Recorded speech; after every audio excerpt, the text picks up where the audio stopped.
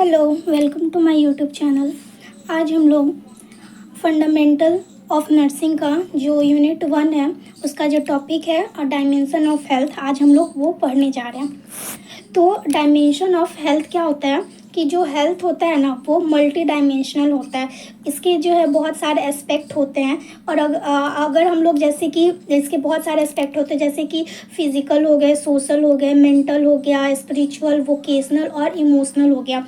और अगर कोई पर्सन इन सारे एस्पेक्ट में, सारे डायमेंशनल में फिट बैठता है तो हम उसे क्या कह सकते हैं, हेल्दी कह सकते हैं। अगर एक भी एस्पेक्ट या एक भी डायमेंशन इसमें क्या हो जाता है, पर्सन अगर फुलफिल नहीं कर पाता है तो वो क्या होता है, हेल्दी नहीं होता है। तो इसके टोटल कितने हो गए, 6 हम लोग इसके डायमेंशन को पढ़ेंगे। तो चलिए एक एक करके देखते हैं। तो सबसे पहला है फिजिकल डायमेंशन। तो फिजिकल डायमेंशन क्या है? Physical health means perfect functioning of body in which each organ is working in harmony with maximum capacity. तो हम लोग फिजिकल हेल्थ किसको बोल सकते हैं कि एक पर्सन जो है वो फिजिकली फिट है। कब बोल सकते हैं? जब उसके जो सारे ऑर्गन जो है वो परफेक्ट, जो बॉडी के ऑर्गन है वो क्या हो रहे हैं, परफेक्ट फंक्शन कर रहे हो, अपना अपना काम कर रहे हो, ठीक है। और एक मैक्सिमम अपने फुल कैपेसिटी में काम कर रहे हो। अगर ब्रीदिंग सिस्टम है तो वो अपना सही से वर्क कर रहा है, अगर हार्ट है तो सही से काम कर रहा है, अगर लंग्स है तो वो अपने फुल कैपेसिटी से जो उसका काम है वो अपना कर रहा है। तो उसको क्या बोलेंगे कि तब वो जाके पर्सन फिजिकली फिट है। Physical health is achieve by exercise, healthy diet, adequate rest, sleep and no smoking और अल्कोहल इंटेक। तो फिजिकल हेल्थ को हम लोग कैसे अचीव कर सकते हैं? एक्सरसाइज के द्वारा, हेल्दी डाइट लेके कर सकते हैं, जंक फूड कम खाने का कोशिश करेंगे, एडिक्वेट रेस्ट। और स्लीप क्या होता है, फिजिकली फिट रहने के लिए बहुत ज़रूरी होता है। अल्कोहल और स्मोकिंग को बिल्कुल बंद कर देना है हम लोगों को। To maintain proper physical health there is a need to take safety precaution and regular follow up with health care provider. तो क्या होता है, फिजिकली फिट रहने के लिए हम लोगों को कुछ प्रिकॉशन लेने पड़ते हैं। जैसे कि प्रिकॉशंस मीन्स अगर हम लोग कहीं ड्राइविंग कर रहे हैं या फिर कहीं रोड पे जा रहे हैं या कहीं ऊंची जगह पे जा रहे हैं तो क्या करें, हम लोग को खुद को ऐसे मेजर्स लेने पड़ते हैं कि हम लोग खुद को सेफ कर पाए। नहीं तो जैसे ड्राइविंग करते हैं हम लोग तो क्या करते हैं, हेलमेट पहनते हैं। तो क्यों? ताकि हम लोग फिजिकली फिट रह सके, हम लोगों को कोई इंजरी ना हो। इसकी वजह से क्या होता है, हम लोग ये सब मेजर्स लेके खुद को फिजिकली फिट रख सकते हैं और रेगुलर हेल्थ केयर प्रोवाइडर से चेकअप करवा सकते हैं। इससे हम लोगों को हेल्थ केयर प्रोवाइडर से जब चेकअप करवाएंगे तो इसमें जो डिजीज़ होता है, जैसे डायबिटीज़ होता है, हाइपरटेंशन होता है, ये सब हम लोगों को पता चलता है टाइम टू टाइम। अब साइन क्या क्या होता है एक फिजिकली हेल्दी पर्सन का? तो सबसे पहले तो एक गुड कॉम्प्लेक्शन होना चाहिए, ठीक है। एक क्लियर स्किन होना चाहिए, मतलब उसके स्किन पे कोई भी घाव दाग नहीं होना चाहिए। ये सब क्या होता है, क्लियर स्किन में आ जाएगा। ब्राइट आइज, एक ब्राइट आइज होना चाहिए, ना ही वो बहुत ज़्यादा मोटा होना चाहिए और ना ही वो बहुत ज़्यादा पतला होना चाहिए। एक स्वीट ब्रीथ होना चाहिए, मतलब कि उसके जो जब वो सांस लेता है, जब वो ब्रीदिंग करता है तो क्या आना चाहिए, उसका उसमें से स्मेल नहीं आना चाहिए। साउंड स्लीप, उसे नींद अच्छी तरह से आना चाहिए। एक गुड एपेटाइट, उसे भूख लगना चाहिए, ठीक है। तो ये सब क्या हो गया, फिजिकली हेल्दी पर्सन का साइन होता है। अब हम लोग देखते हैं कि कैसे हम लोग एक फिजिकल हेल्थ को इवेल्युएट कर सकते हैं। इवेल्युएट मतलब कि कैसे हम लोग उसको देख सकते हैं, कैसे हम लोग उसको एक्सेस कर सकते हैं। Self assessment of overall health, inquiry about ill health and risk factors, inquiry into medication, clinical examination, nutritional and dietary history and biochemical and laboratory investigation. तो ये सब से हम लोग क्या कर सकते हैं, फिजिकल हेल्थ को इवेल्युएट कर सकते हैं, ठीक है। अब आता है हम लोगों का मेंटल डायमेंशन। मेंटल डायमेंशन क्या होता है देखते हैं। Mental health is a state of balance between the body and the mind. Earlier body and mind were consider two different entities. तो क्या होता है, मेंटल हेल्थ जो होता है वो बॉडी और माइंड के बीच में क्या होता है, एक बैलेंस होता है। उसको हम लोग क्या बोलते हैं, मेंटल हेल्थ बोलते हैं। पहले क्या किया जाता था कि बॉडी को और माइंड को अलग अलग माना जाता था, लेकिन अब इसको एक तरह से वाइस वर्सा, मतलब कि अगर बॉडी फिट है तो माइंड भी फिट है, अगर माइंड फिट है तो बॉडी भी फिट है। तो एक दूसरे को इंटर रिलेट किया जाता है, but both are inter related as physical illness can cause mental illness और वाइस वर्सा। वही लिखा हुआ जो मैंने बताया कि दोनों को अब क्या किया जाता है, इंटर रिलेटेडली यूज़ किया जाता है।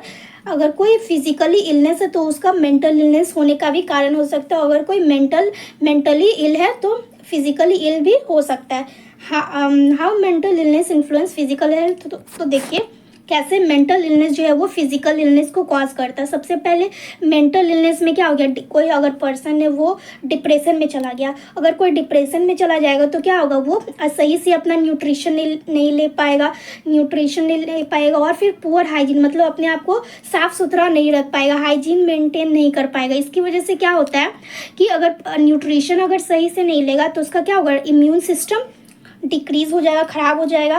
और अगर हाइजीन नहीं रखेगा तो वो उसको इन्फेक्शन हो सकता है, ठीक है, तो इन्फेक्शन का चांस बढ़ता है। तो ये सारे जो एस्पेक्ट है वो सब मिला के क्या करता है, फिजिकल हेल्थ को फिजिकल इलनेस को कॉज करता है, ठीक है। प्रोन अगर इन्फेक्शन हो जाएगा तो भी फिजिकल हमारे बॉडी पे वो प्रभाव डालेगा। अगर इम्यून सिस्टम अगर डिक्रीज हो जाएगा तो भी हमारे बॉडी पे प्रभाव डालेगा।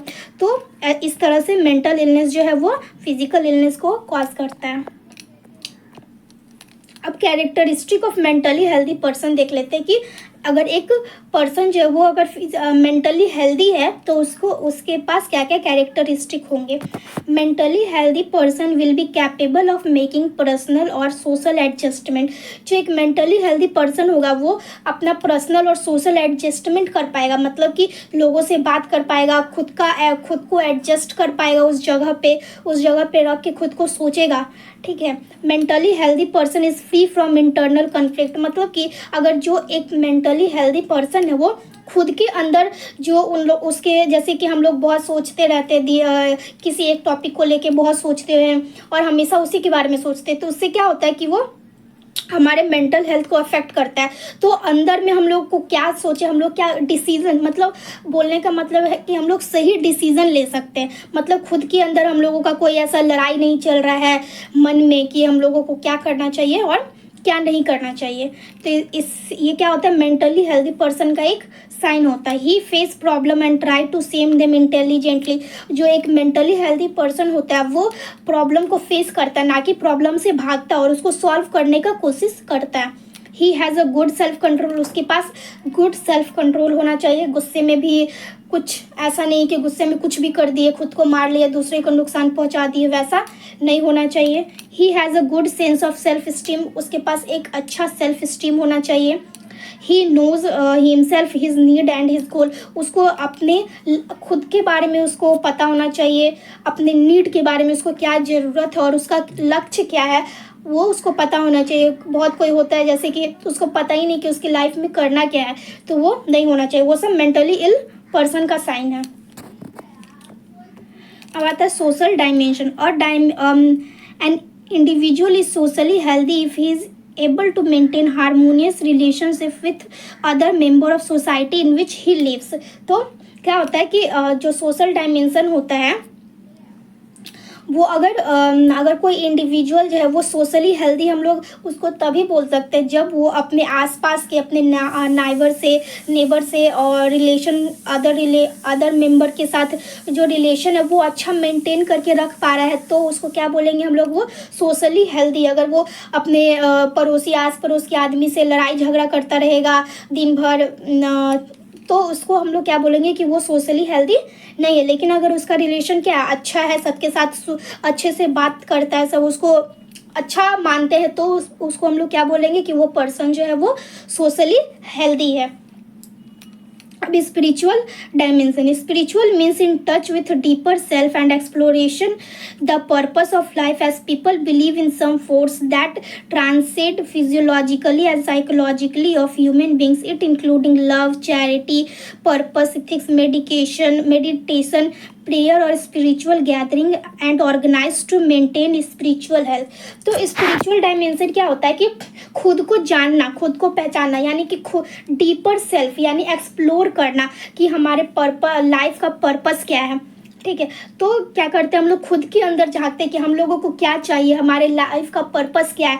तो इसमें हम लोगों का क्या क्या आ जाता है, लव आ जाता है, चैरिटी आ जाता है, पर्पस और इथिक्स, मोरल, ये सब आ जाता है। और हम लोग स्पिरिचुअल हेल्थ को कैसे रख सकते हैं, जैसे कि हम लोग पूजा करते हैं, पूजा पाठ करते हैं, मेडिटेशन करते हैं, स्पिरिचुअल गैदरिंग करते हैं, जो भी होता है ये सब किस में आ जाता है, स्पिरिचुअल डायमेंशन में आ जाता है।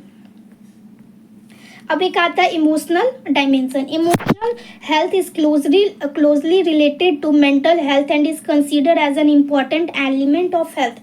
तो इमोशनल हेल्थ को क्या किया जाता है, रिलेट किया जाता है मेंटल हेल्थ से, ठीक है। अगर वो मेंटली हेल्दी है तो वो क्या होगा कि उसमें इमोशन होगा, वो टाइम पे अगर जहाँ पे इमोशनल होना है वहाँ पे वो इमोशनल होगा, जहाँ पे नहीं होना है वहाँ पे वो अपने आप को कंट्रोल करके रखेगा।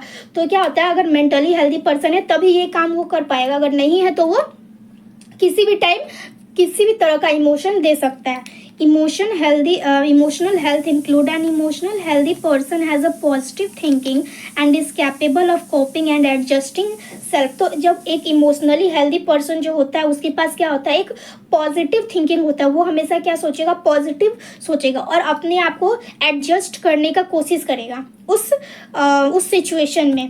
An emotionally healthy person participate in all activities which are related to personal growth and self esteem। एक इमोशनली हेल्दी पर्सन जो वो सारे एक्टिविटी में पार्टिसिपेट करता है जिससे कि उसका पर्सनल ग्रोथ हो और उसके जो सेल्फ स्टीम है उसको और बढ़ावा मिले। Emotionally well people have the ability to express feelings freely and manage feeling effectively. तो क्या होता है, जो एक इमोशनली हेल्दी पर्सन होता है वो उसके पास एबिलिटी होता है कि वो अपने फीलिंग्स को क्या कर पाए, एक्सप्रेस कर पाए, जब भी ज़रूरत पड़े तो फ्रीली एक्सप्रेस कर पाए और जब ज़रूरत नहीं हो तो उसको क्या करे, मैनेज करके रख पाए अपने फीलिंग्स को। ये नहीं कि कभी भी गुस्सा दिखा दिए, कभी भी रो दिए, कभी भी कुछ भी कर दिए, ऐसा नहीं है। टाइम पे जब ज़रूरत हो तब अपना इमोशन दिखाए, उसको हम लोग क्या बोलेंगे, इमोशनली हेल्दी पर्सन। अब एक आता है vocational dimension. The choice of profession, job satisfaction, career ambition and personal performance are all important component of this dimension। इस डायमेंशन में क्या क्या आता है, तो हम लोग कौन सा काम करते हैं, हमारा प्रोफेशन क्या है, हम लोग अपने काम से सेटिस्फाइड है या नहीं है, हम लोगों का कैरियर आगे मतलब आगे कैरियर में क्या हम लोग एम रखे हुए हैं, हम लोगों का खुद का पर्सनल क्या परफॉर्मेंस रहता है अपने काम को लेके, अपने काम के प्रति, ये सब क्या आता है, वोकेशनल डायमेंशन में आता है। To be occupationally well a person is ultimately doing exactly with what they want to do in life and uncomfortable with their future plan. Vocational dimension of health can be accessed by accessing the satisfaction level at the job, facilitated attached to the job, behavior of management administrator and the colleague at job. तो देखिए जो vocational dimension है उसको हम लोग बोलेंगे कि जो वोकेशनल डायमेंशन है वो सही है या नहीं है। तो हम लोग कैसे इसको एक्सेस करेंगे कि हेल्दी है, वोकेशनल डायमेंशन हेल्दी है या नहीं है। तो सबसे पहले देखेंगे कि एक पर्सन जो है जो वो जॉब कर रहा है वो अपने जॉब्स को लेके सेटिस्फाइड है या नहीं है, वो खुश है कि नहीं है कि जो वो काम कर रहा है। दूसरा कि उसको जॉब में फैसिलिटीज़ प्रोवाइड किया जा रहा है या नहीं किया जा रहा है, ठीक है। जो तीसरा है वो देखेंगे कि जो जॉब है उसके अदर मेंबर जो है, जैसे मैनेजर हो गया, एडमिनिस्ट्रेटर हो गया, उसके साथ जो काम करने वाले कलीग होते हैं वो लोग, उनके साथ एक फ्रेंडली रिलेशन बन पा रहा है या नहीं बन पा रहा है। अगर ये सब एस्पेक्ट सही है, अगर ये सब फिट बैठ रहा है तो उसको हम लोग क्या बोलेंगे कि वो जो वोकेशनली हेल्दी पर्सन है, यानी कि उसका जो काम है वो अपने काम से सेटिस्फाइड है, उसको फैसिलिटीज़ भी प्रोवाइड किया जा रहा है, कलीग से, मैनेजर से उनको अच्छी तरह से एक रिस्पेक्ट भी मिल रहा है, ठीक है। तो इसको हम लोग वोकेशनल डायमेंशन बोलते हैं। तो डायमेंशन ऑफ हेल्थ यहाँ पे ख़त्म होता है। आई होप आप लोगों को वीडियो पसंद आया होगा। Thank you.